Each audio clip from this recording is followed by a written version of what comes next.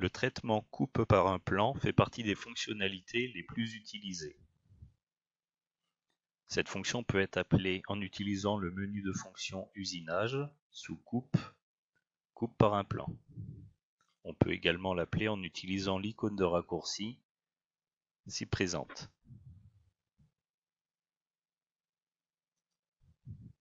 On commence déjà par sélectionner les éléments qui doivent être coupés.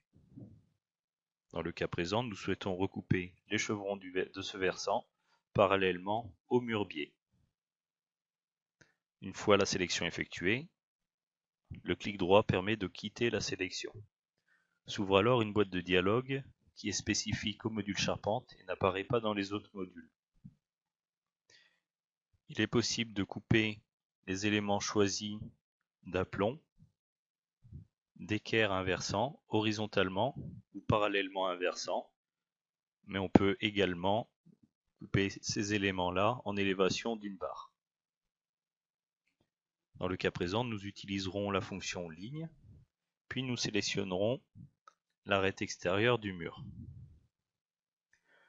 Nous voyons que l'ensemble des volumes qui ont été sélectionnés sont remplis, la partie remplie correspondant à la partie conservée.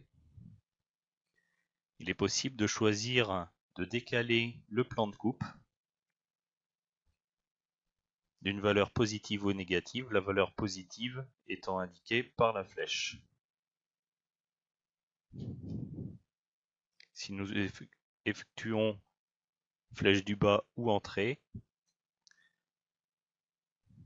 la coupe est automatiquement représentée, ce qui fait que en cas d'erreur, nous pouvons à nouveau la modifier. La coche retenir la distance permet de conserver cette valeur en vue d'une éventuelle coupe sur un autre versant ou sur d'autres pièces. Effacer usinage existant sert à supprimer les traitements existants en bout de barre, la coupe remplaçant l'ensemble des usinages présents sur les barres sélectionnées. Nous n'avons plus qu'à valider et la coupe a été effectuée sur l'ensemble des éléments.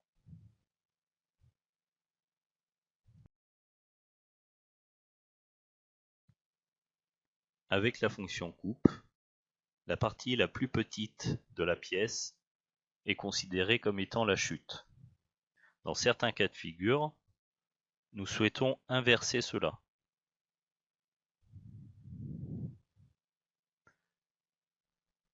Par exemple, si je sélectionne ce chevron et que je souhaite, comme tout à l'heure, le couper parallèlement au mur, je sélectionne la ligne du mur, je vois que la partie conservée apparaît au niveau du débord de toit, ce qui est incorrect.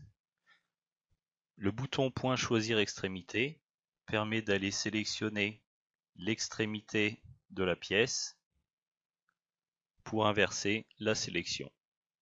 Je n'ai plus qu'à renseigner à nouveau le décalage et valider.